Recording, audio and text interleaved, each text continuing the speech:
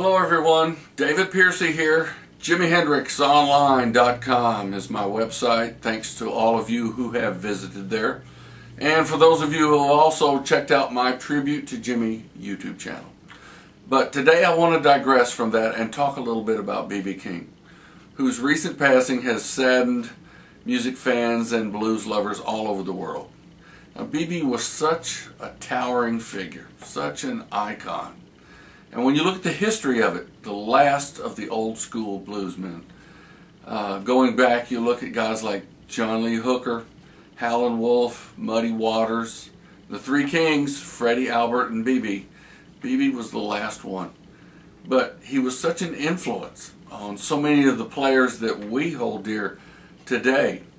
Guys like Duane Allman, who opened for B.B. at the Fillmore early in his career. Jimi Hendrix, who jammed with B.B. in the clubs in New York. And guys like Johnny Winter.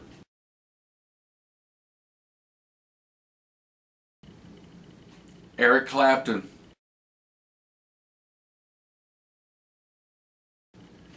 And Stevie Ray Vaughan,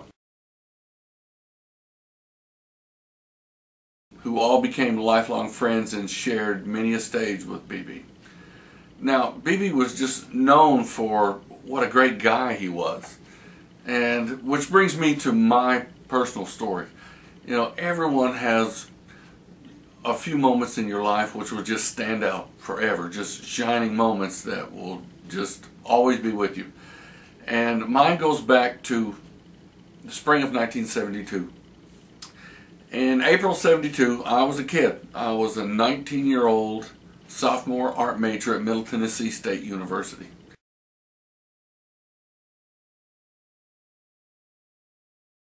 And I was also on the special events committee who booked concerts into the campus. Now back then, concerts were held in a little venue called the Alumni Memorial Gym. And it was a small thing. It was like about the size of a high school gymnasium. Nowadays and it still stands, but nowadays there's a big facility standing next to it called Murphy Center, which has hosted The Who, Elvis, Garth Brooks, the Eagles, things like that. So, but back then, the smaller, more intimate venue. So, so we booked B.B. King in, and here is a very rare poster from that event.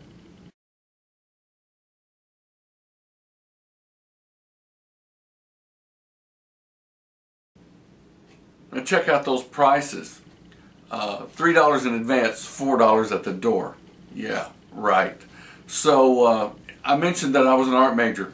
Well, at the time, I dreamed of a graphic arts career, designing album covers and things like that. So a lot of the artwork I did was images of some of the rock stars and other musicians of the day.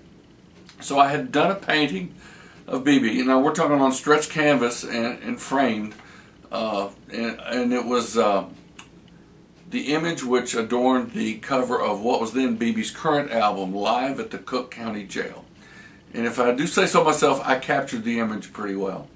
So he walked in that night. I was backstage, and he just walked in with his guys. He had his guitar in his hand like that, and I walked up to him and introduced myself to him. I said, "Mr. King," I said, "you've given so much to the world through your music." I said, "I'd just like to give a little something back to you." And I handed him the painting, and he smiled. He said, "Man, that is really great." He says, "Here, hold this." He hands me Lucille. Now think about that for a second.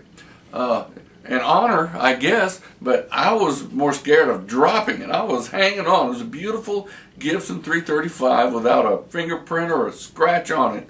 And I was hanging on for dear life while he went around the room, showed it to all of his guys, through the band and through the crew and everything. And he came back to me. We chatted for a few minutes. He signed my album cover, and he personalized it to David. He wrote, "A pal, B.B. King." He shook my hand, and I thanked him, and I went back out and took my place right at the foot of the stage, because there's no seating. It was in a gymnasium. He came out that night and played a great show.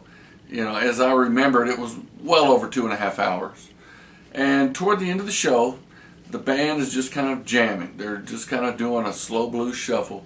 And he looks off stage and he motions one of his guys, one of the crew came on, he says something in this guy's ear, and the guy left, and he came back and he brought my painting. BB, boom, stops the crowd, stops the band. And he says, ladies and gentlemen, he said, I came in this evening and a young man gave me this painting he'd done me. I wanted to show it to you.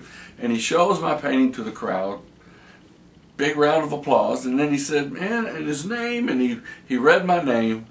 And he says, where are you, Dave? And of course I was right there at the foot of the stage. He says, come on up here. And like I said, I was 150 pounds maybe, and he was probably 47, big strong guy. He grabbed me, pulls me up on stage, throws his arm around me. They hit us with a spotlight, and he goes, how about a hand for my man Dave here? Now who does something like that? Really? I mean, I paled, but I was thrilled. I was thrilled. I mean, such an unselfish thing to do, and something that I will never forget for the rest of my life. And he turned to me and he handed me a white guitar pick that said B.B. King, shook my hand again, and I jumped off stage and took my place back there in front, and he says, Dave, this next song's for you. And he plays The Thrill Is Gone. I mean, it don't get no better than that. As they would say nowadays, best day ever. I mean, really. And I actually had the chance to meet him again about a year later. He came back to Nashville and played the Municipal Auditorium with Albert King and the Tower of Power horn section. And I got to go backstage because I knew the promoter, and I met him again, and he remembered me, and we chatted for a little bit. And I remember him telling me that he had just come from Texas. He had just been at a big music event there, and I was asking him how he went. He said it was great. He said the only thing wrong was, he shook his head with humor and love, and he said, I had to follow that damn Ray Charles. You know, he said the stage was still vibrating when we went up there. You know, but he was just such a nice man, and such a wonderful human being, and such a loss to music, but to the world as well. So, you know, that's my B.B. King story. That going back, the guitar pick he gave me, I hung on to that for years, and somehow it got away. I don't know how. I'm still hoping that it's still around here somewhere, tucked away in an album cover sleeve, because I still have a bunch of that stuff. But I still have the album cover, and we'll close out with that.